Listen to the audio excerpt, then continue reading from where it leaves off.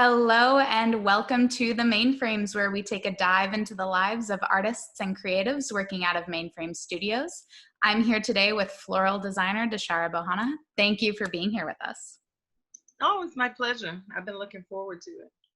So it's been a huge year for the world in so many ways. Could you speak a little bit to how you've been affected both personally and creatively by current events in our city, our state, our world?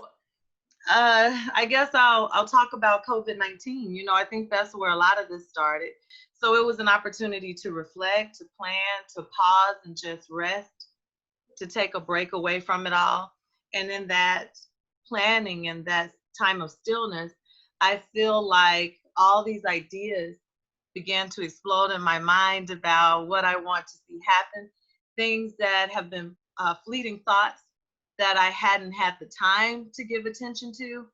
So I began to explore some of those things and what would that look like, and how do I want to change my business, and how did last year go, or the past 3 years, because it's happened so fast that I hadn't slowed down enough to really appreciate what that looked like.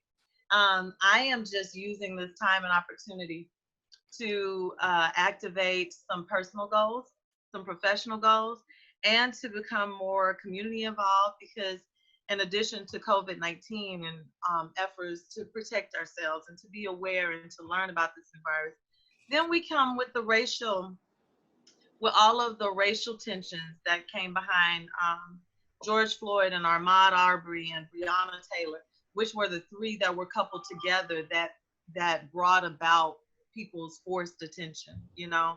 But it by no means was indicative of how many people were being affected by the same systemic racial issues that have been for years. So I don't know that we have enough time to go in depth about any of those things, but I just want to highlight that our world is changing, our nation is changing, our state is changing, and I actually think it's a wonderful thing. And in the process of that, many people are saying nothing because they don't know what to say, or they may not want to share where they are with those conversations, especially regarding the racial tensions. It's kind of a taboo thing. It's not something we've been able to speak very vocally about without having different labels placed on you. Oh, you pulling a black card, or you're an angry black woman or man. And so now we get to talk about this and see a different level of understanding on how all of these pieces are connected. Sometimes I just marvel at how things happen.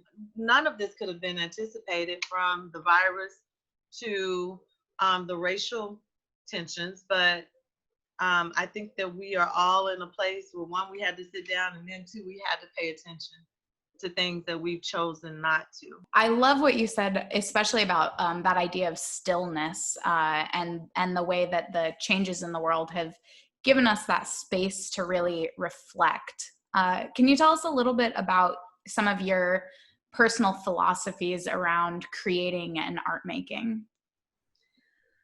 I take everything in and I produce out of that.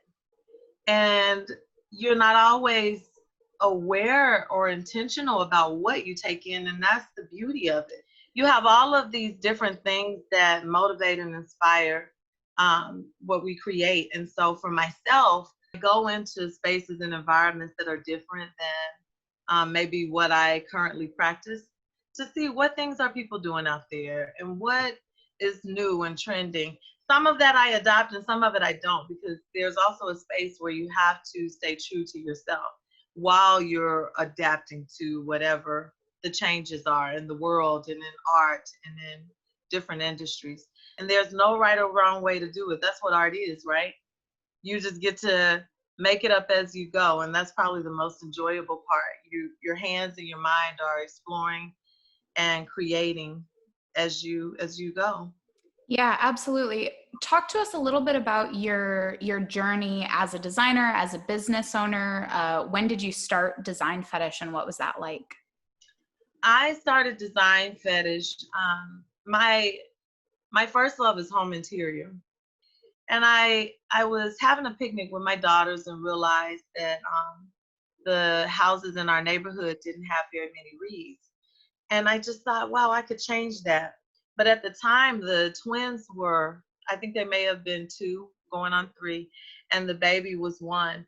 So there really wasn't much much leeway or room or freedom to say, oh, I know, I'll just go and make wreaths. But I did, because that thought would not let me go for days. I almost couldn't sleep at night. So I would wake up thinking about, I wonder how I could do this. And I didn't have a background of making wreaths, you know? So I ordered fabric and I made it happen. And the intention started with going door to door, only to accessorize my neighborhood.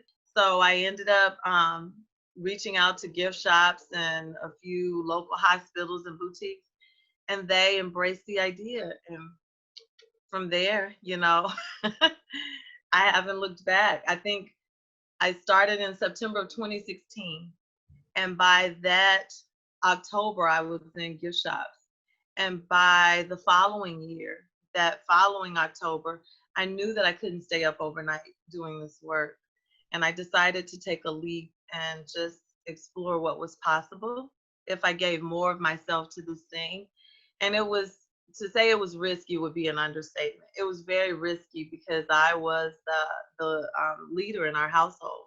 I was a single mom and still am. And you know, it has been, it's been a fun journey. It's been a challenging journey, but I feel like I am living. Yeah, absolutely. And you've worked with a lot of different businesses and large groups. Can you tell us about some of the most exciting projects you've done? What a great question. I have worked with businesses and large groups, and I've done retail, but I think some of the most exciting projects I've done have been from custom requests. Because when people are looking for something, and when you say floral, it's such a broad range of what that looks like. And I had one client who is amazing, and she came to me with this idea to create a floral centerpiece from a wood base, but she wanted fresh wood. And Jason, another artist in the building, Jason and I went out at Dane Fabrications. Is that Jason's business? We went out wood hunting and in the forest. I felt like a lumberjack. And I thought, how interesting that this journey has led me to this space. And at the time, I needed everything that the enchanted forest presented. But that project, you know, ended up, I guess, expanding the abilities that I had, because I learned how to hunt for fresh wood, and I ended up creating a long, like a long birch centerpiece, and then, you know, the kind of like a root of a tree. But anyway, it was exciting to do something very different than what I had already done. And that's the other part of what I really enjoy with people and their custom requests, is that they often give me a lot of creative freedom to just design whatever I come up with. Yeah, absolutely. Tell us a little bit about your process of making either custom work or some of the other pieces that you have. Is it pre-planned? Like, do you draw things out, or is it sort of like at a whim? What does it look like? Well, it depends. I mean, some people, and it depends on the venue. Some people know what they want, and I have a gallery of designs on my website and on my social media. I encourage people to visit that Instagram page, because it has such a variety of different things that even if you don't know what you want, you can look at that, engage. And often when people order, it's based on a design that they've previously seen that they really liked. So I already have the framework of that done. I already know what the blueprint looks like, and I can just reproduce it. But other times people request custom work, and I don't draw it out. I usually start with the materials and what I have in my studio based on the colors that that are requested, and I begin to work from there. I first ask a lot of questions. You know, a lot of people use their wreaths on their entry door. So do you have a covering or any awning or anything over that? Because that also determines what kind of materials are best. So we kind of figure that out, and then I just begin to work. I look at combinations of patterns and textures in any space. That is probably one of the largest inspirations. It kind of challenges me to push the envelope and see how playful or how crazy can you get with this thing and it still makes sense. And people still like it, because there is a line that you can't cross that makes it junky or too busy or too many colors or too many patterns. But if you can get there right before you cross that line, then you are able to kind of bring people into things they thought that they wouldn't like. Let's talk a little bit about the sort of business side of your practice. What are some challenges that you've maybe faced in starting a business, especially as a Black woman, as a single mother? A lot of people approach their art as a hobby, and that was something that I didn't want to do. So for that reason, I didn't do craft shows and so forth, because I didn't want people to corner me in that space of, oh, this is her hobby. I wanted to be taken seriously as a businesswoman. At the same time, I was still raising those 3 girls and trying to make sure our household needs were met. And then earlier on, I couldn't anticipate the demand that also required the labor of creating those wreaths. And I wasn't sure when to bring other people into that. So that was one of the biggest challenges, bringing those pieces together with what you have and using the resources that are available. So I began attending a lot of workshops and forums that were intended for entrepreneurs. I went to a lot of the First Friday events with the Greater Des Moines Partnership. They partner and they put on these First Friday events where they have women entrepreneurs share their journey. And that was very helpful to me. And I started plugging in with networking groups so that I could find out, what are they doing and how did they get there, or what are their challenges? As a Black woman, there are just a lot of unspoken. Sometimes people don't support you because they automatically devalue what you do or who you are as an individual. So if your work is presented on its own, that's one thing. But when you and the work come together and you represent your product, that can change people's reception.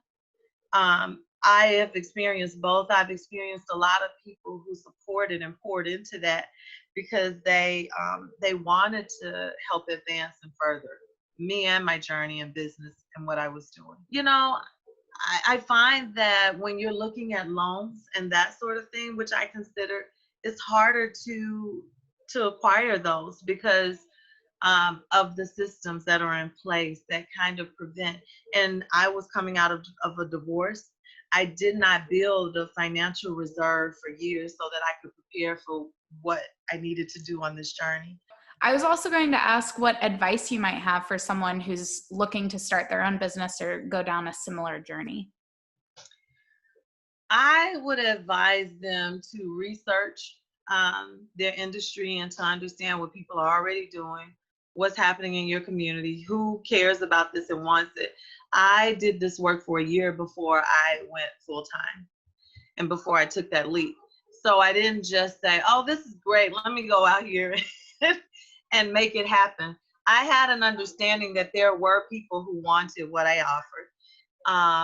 It was still a leap and it is still a risk. And I don't think there's a situation where it won't be. There's something internal for an entrepreneur that is consistent.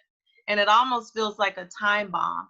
And when you can't let go of whatever is leading you down a path, even if it's not something that's been done before, or that, because there weren't just a lot of people here starting a business solely based on reads as I have. And so if there's a lack of, maybe it's your job to fill the hole. But is there a way that you can do it and still protect your financial foundation and make sure that you're able to move the things forward as you move into this new area that you're interested in?